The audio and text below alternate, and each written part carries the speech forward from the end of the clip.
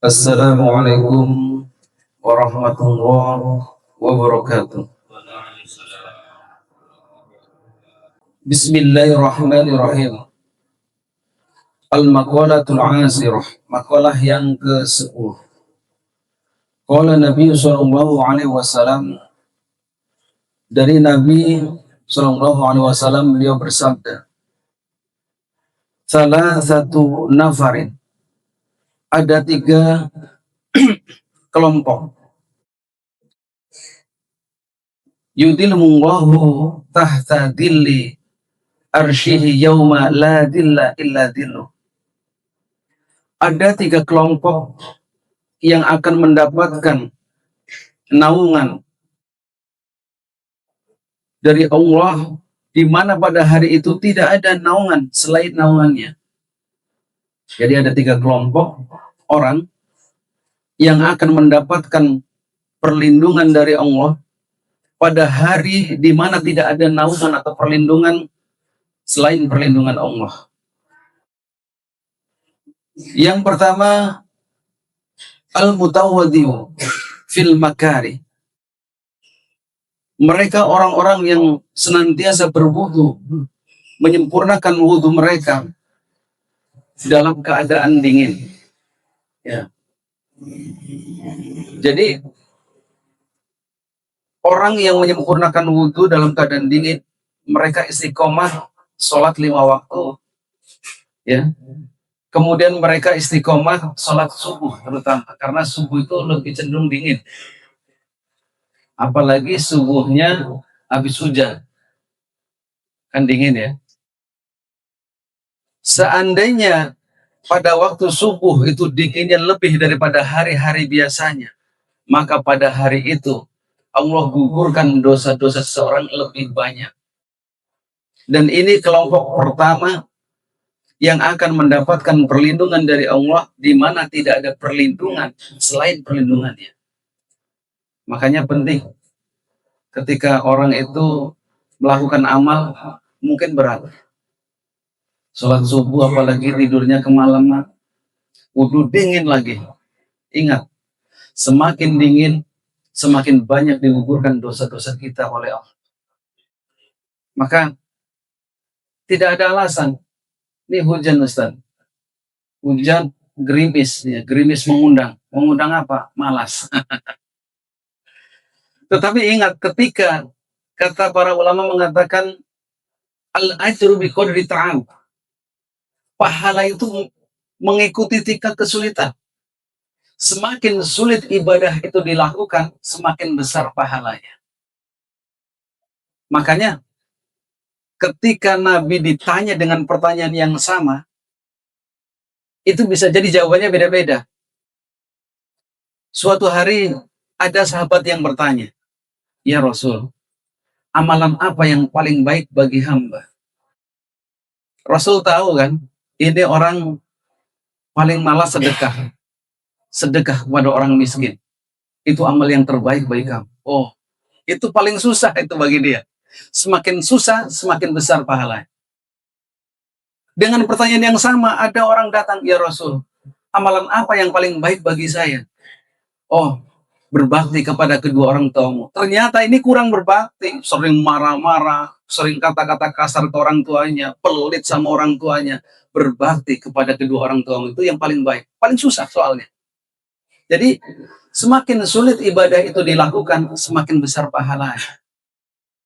Ya, makanya ketika baru nyampe kerja misalnya, aduh itu udah adzan, sebentar lagi qomat, tanggung ya kan?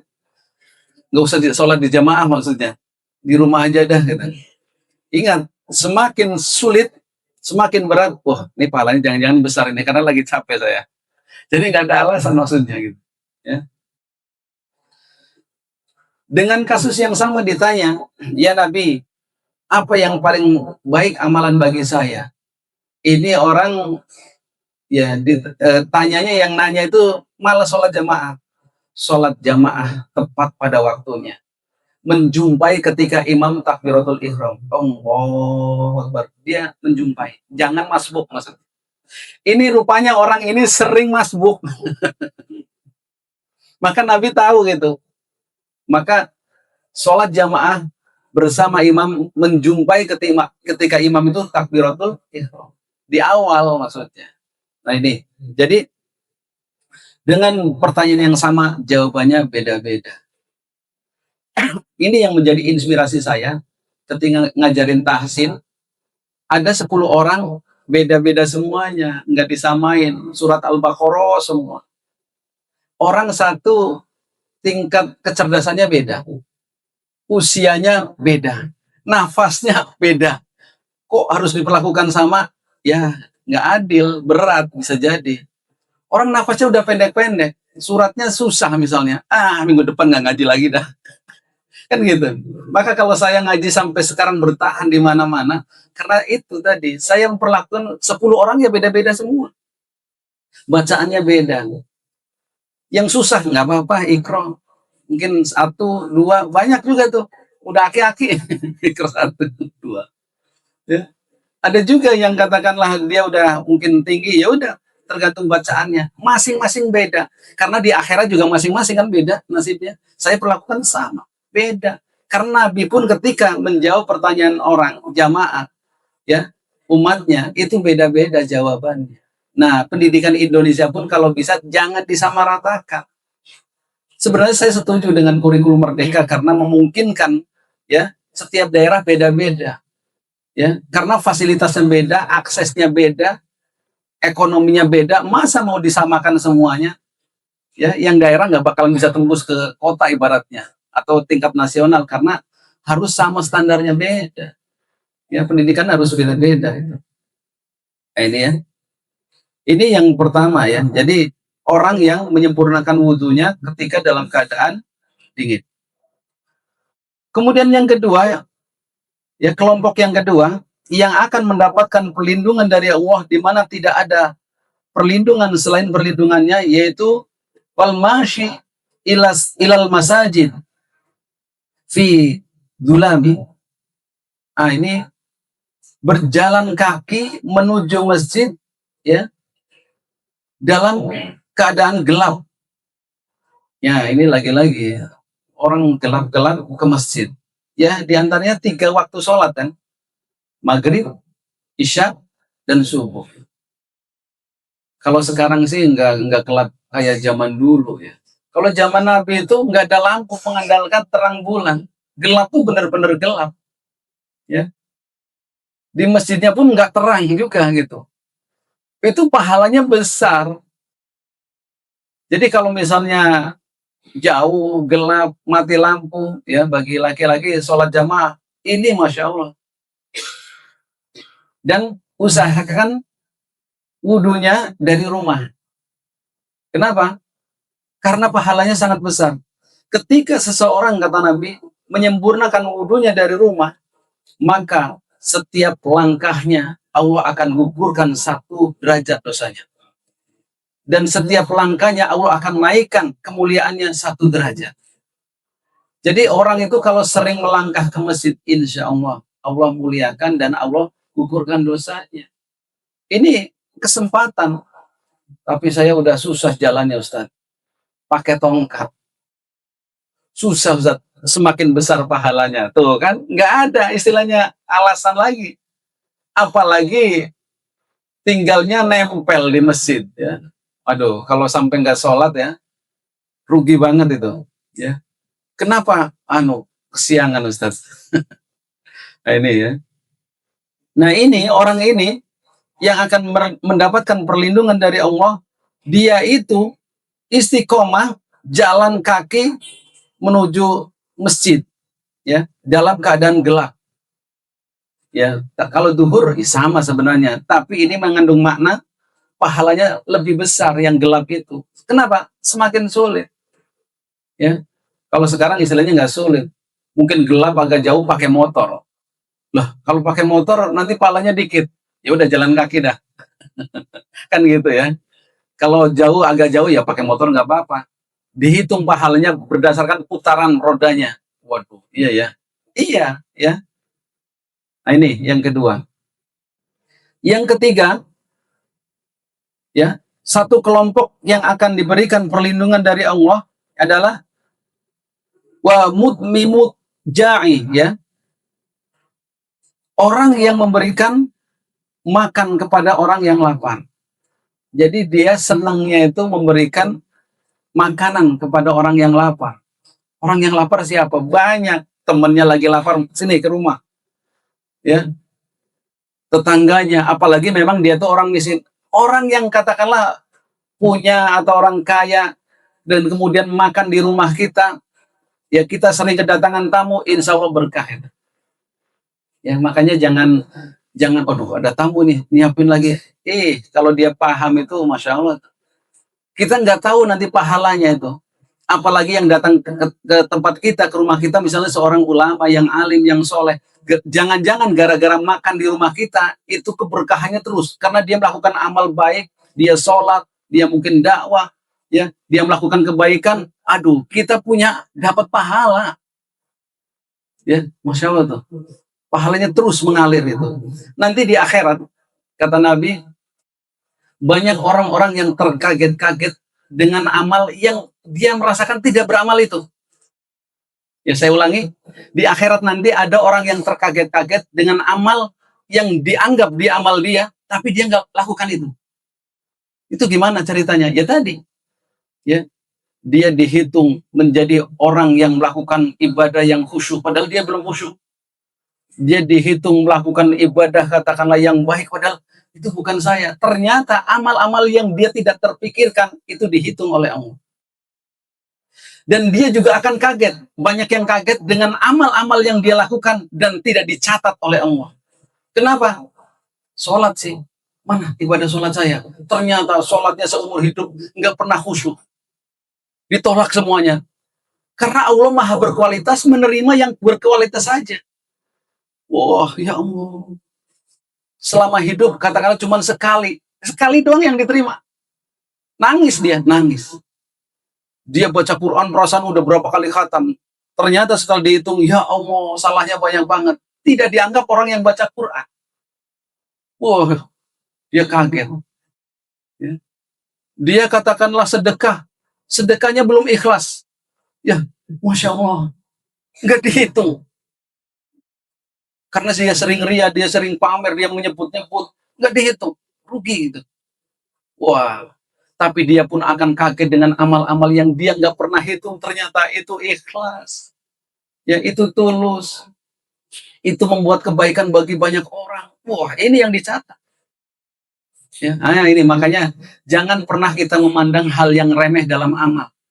Lakukan walaupun kelihatan sepele. Di hadapan Allah nggak ada yang sepele. Saya ulangi, di hadapan Allah tidak ada yang sepele. Bahkan hatta memberikan makan sebiji kurma kepada orang lain, kepada temannya atau siapapun, bisa jadi nilainya sangat besar. Di dalam sebuah hadis riwayat Muslim itu dikatakan, nanti orang-orang itu akan mendapatkan satu pohon kurma di surga, di kebunnya, ya. Nanti kita mudah-mudahan punya kebun semuanya di surga, ya. Satu pohon kurma di surga, berkat dia baca tasbih di dunia, ikhlas dan diterima oleh Allah. Satu kali tasbih, seakan-akan dia sedang menanam satu pohon kurma di surga. Subhanallah. Subhanallah. Subhanallah. 3 kali kan? 3 pohon kurma di surga. Luar biasa kan? Jadi kalau hari ini siapa orang yang kaya di dunia, nggak ada apa-apanya dibandingkan nanti kekayaan di akhirat. Coba kalau di Jakarta punya tanah, ya, 100 hektar. Kebayang nggak? Harganya itu kalau di kota udah 15 juta sampai 20 juta. Ustaz. Kalau punya katakanlah 100 hektar gimana hitungnya? Itu kan bayangan kita, ya. Di surga bisa jadi Jakarta itu, seluas itu punya kita sendiri, ya. Kita menjadi raja dari kekuasaan yang sangat luas bagi orang yang masuk surga. Nanti beda-beda kaplingnya, tergantung amal solehnya. Ada yang mungkin wilayahnya ya sekelurahan doang. Alhamdulillah sekelurahan juga. Ada yang wilayahnya sekecamatan. Ada yang dia mungkin sekabupaten ataupun seprovinsi punya dia. Ada senegara punya dia semua. Luar biasa kan? Masya Allah tuh. Dan tergantung juga kebunnya lengkap atau enggak, tergantung amal solehnya. Ada yang ya cuman kurma doang di kebun saya. Lah kalau mau main mau lengkap di tempat saya aja tuh. macam-macam, ada anggur, ada apel, silahkan, kan gitu. Oh, berarti tergantung amal soleh di dunia. Iya. Semakin banyak amal yang dilakukan, semakin lengkap fasilitas yang Allah sediakan nanti di surga. Ya makanya jangan anggap remeh amal apapun. Itu bisa jadi akan membuat fasilitas kita semakin lengkap di surga. Ya mudah-mudahan insya Allah masuk surga semuanya ya. Jamaah yang dirahmati Allah. Kemudian al-maqalatul hadiyatu asyarah ya. Makalah yang ke-11. Kila li Ibrahim alaihissalam. Dikatakan oleh Nabi Ibrahim alaihissalam ya. Ini Nabi Ibrahim itu menjadi kekasih Allah. Li ayyi syai'in akhadakallahu khalila. Dengan perkara apa ya engkau dijadikan oleh Allah sebagai kekasihnya. Jadi Nabi Ibrahim itu kan kekasih Allah. Kita pengen jadi kekasih Allah enggak? Nabi Ibrahim itu jadi kekasih Allah dengan perkara apa? Ya, nah ada berapa perkara. Dikatakan ya, qala bisalasati asya'a, dengan 3 perkara. Aku dijadikan oleh Allah menjadi seorang kekasihnya dengan 3 perkara. Apa? Kata beliau, kata Nabi Ibrahim, akhtartu amarullahu ta'ala ala awamri ghairihi. Aku lebih memilih ya perintah-perintah Allah dibandingkan perintah selain Allah. Jadi kalau kita pengen Allah cinta kepada kita, pentingkan perintah Allah dibandingkan perintah selain Allah. Pas masuk waktu sholat, iya kan? Ini ada perintah pimpinan atau bos. Ini nanti gini, ya tapi sholat dulu bos. Dia lebih mementingkan perintah Allah. Istrinya nyuruh beliin apa gitu ke warung, Pak minta tolong beli ini, iya sholat dulu, nanti kalau sholat, kalau inget ya, mampir ke warung beli apa gitu. Jadi lebih mementingkan perintah Allah dibandingkan perintah yang lainnya, ya termasuk pimpinan, istri atau siapapun lah. Dia lebih mementingkan perintah Allah. Nah, Nabi Ibrahim itu, Masya Allah ya, kalau kita lihat dalam sejarahnya, suruh ngorbanin anaknya yang dicintainya, coba. Ini perintah Allah, ya sudahlah, walaupun gimana, lakukan. Disuruh sunat umur 80 tahun, coba bayangkan. 80 tahun suruh sunat, ini perintah Allah, ya sudah lakukan. Ya, berat lakukan, banyak sekali. Nabi Ibrahim itu mendapatkan perintah ujian-ujiannya berat, sehingga kemudian dia lulus menjadi kekasih Allah. Ya, makanya bagi yang hari ini mendapatkan ujian, ya bisa jadi itu derajatnya mau dinaikkan sama Allah. Sabar, karena nggak mungkin orang itu sekolah misalnya nggak diuji. Pasti ketika diuji mau naik kelas, ya dapat ujian sakit lama banget, ya itu kalau sudah sembuh itu pasti hukum Allah, dia akan dapat naik kelas dan akan dapat hadiah, pasti itu hukum Allah seperti itu, ya dapat ujian ya dari istrinya cerewetnya minta ampun. Orang yang paham ya itu bisa jadi mendapatkan asbab kemuliaan karena istrinya cerewet. Bahkan ada seorang ulama ya, dia akan menikahi wanita yang paling cerewet di kota itu. Mana wanita yang paling cerewet dan paling menyebalkan, akan dinikahi. Ini susah ini, memang dia kan derajatnya wali Allah gitu ya. Sehingga dia akan menikahi. Supaya apa? Dapat kemuliaan kalau dia sabar menghadapinya. Kalau kita nggak usah begitu dah, udah memang cerewet gitu kan. Ada seorang ulama ya, namanya Malik bin Dinar ya. Dia itu sebenarnya kalau dia mau kaya gampang aja. Ya. Namanya juga Malik bin Dinar itu. Ya, penuh dinar itu. Tapi enggak, dia dengan sederhana. Sangat sederhana. Suatu hari istrinya bilang ke suaminya, Abah, ya atau ayah gitu, coba aku dibeliin emas kayak tetangga. Ya, sekali ngomong iya nanti ya, dua kali, tiga kali sambil ngomongnya panjang, Malik bin Dinar lagi baca kita, dikir. Ya udah, akhirnya mau emas kamu serius? Udah tiga kali ngomong nih. Iya, Pak, seperti orang lain. Oh ya, ikut saya ke belakang. Ngapain, Pak? Ikut. Akhirnya dia nimba sumur, pakai tambang kan sumurnya. Itu embernya pakai tambang zaman dulu gitu. Kemudian setelah itu dapat air. Bismillah. Naik ke atas bukan dapat air, satu ember emas. Ada gelang, ada kalung, ada macam-macam tuh, bongkahan emas. Ini apa, Pak? Emas. Oh, bener. Wah, kaya saya ini. Cukup nggak? Emang masih bisa? Ya, kalau mau saya turunin lagi. Turun lagi. Dua ember emas. Cukup? Memang boleh satu lagi, Pak. Dasar ya, istilahnya manusia gitu kan. Di satu ember lagi deh, Pak. Akhirnya dicemplungin lagi, dapat emas lagi. Cukup, ya cukup, Pak. Alhamdulillah. Gini, mau pilih 3 ember emas atau milih saya? Ini yang ngomong wali ini. Air jadi emas gitu kan. Maksudnya apa, Pak? Ya kalau kamu mau emas, ya udah kita cerai. Hah? Itu pilihannya? Iya. Ya udah deh, Pak, turunin lagi. Satu ember turunin. Gimana? Mau 2 ember atau saya? 2 ember emas. Kok gitu, Pak?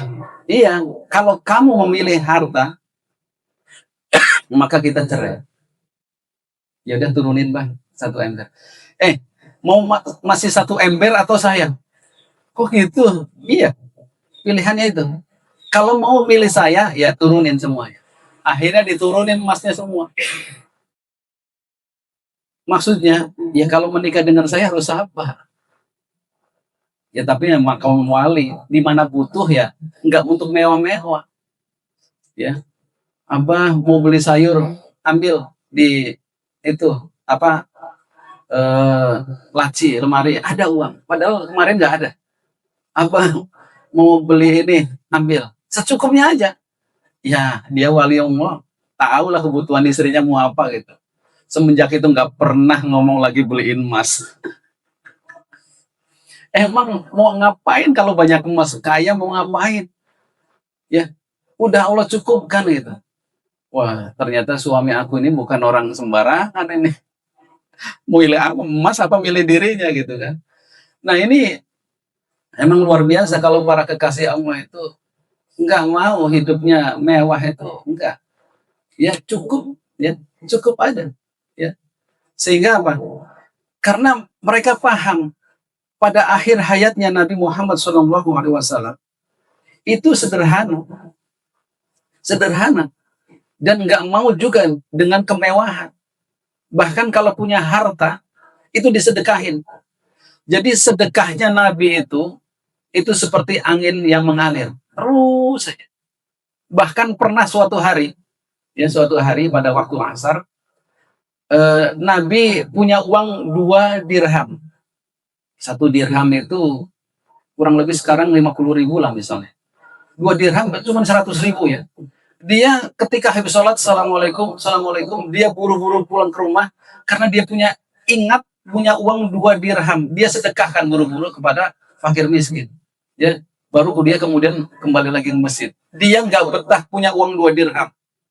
Dia nggak betah punya uang 100.000 kalau sekarang. Kita nggak betah juga kan punya uang 100.000 karena butuhnya lebih banyak.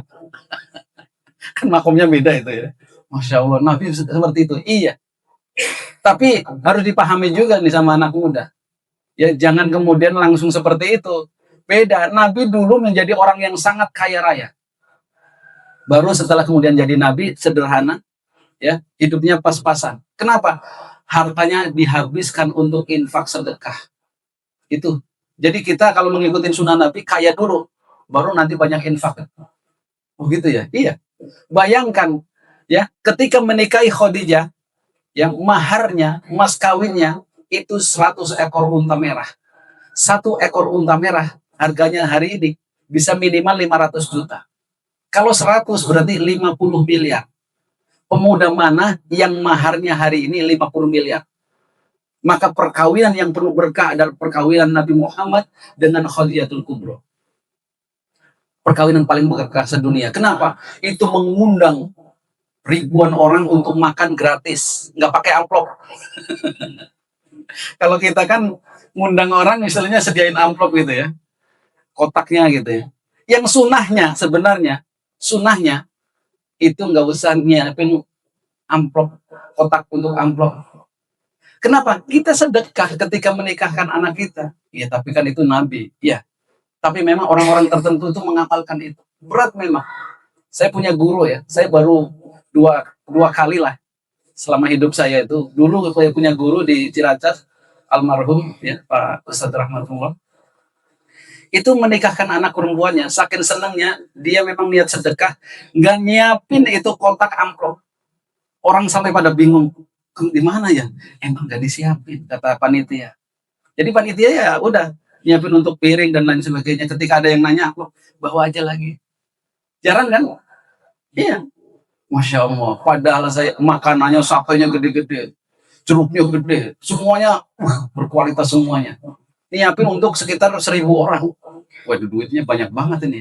Tapi insya Allah kok dia luar biasa, berkahnya luar biasa itu. Karena tadi, ya, ini jarang dilakukan, ya. Makanya kalau yang mau lakukan bolehlah coba-coba itu.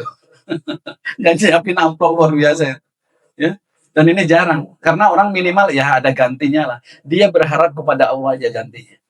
Kalau dari orang paling berapa, ya kan? Makanya udah nggak usah bawa amplop. Wah itu luar biasa itu ya. Ini sunahnya seperti itu. Tapi kan kalau yang berat kadang orang nggak mau sunah yang kayak gitu. Yang sunnah yang ringan, yang menyenangkan gitu ya. Nah, itu sunnahnya seperti itu. Ya, jadi orang makan tuh silakan semuanya nggak ada ngasih infak atau balasan gitu. Niatnya memang sedekah aja. Ini ya, ini yang pertama. Jadi dipilihnya Nabi Ibrahim alaihissalam itu karena lebih mementingkan perintah Allah dibandingkan perintah selain Allah.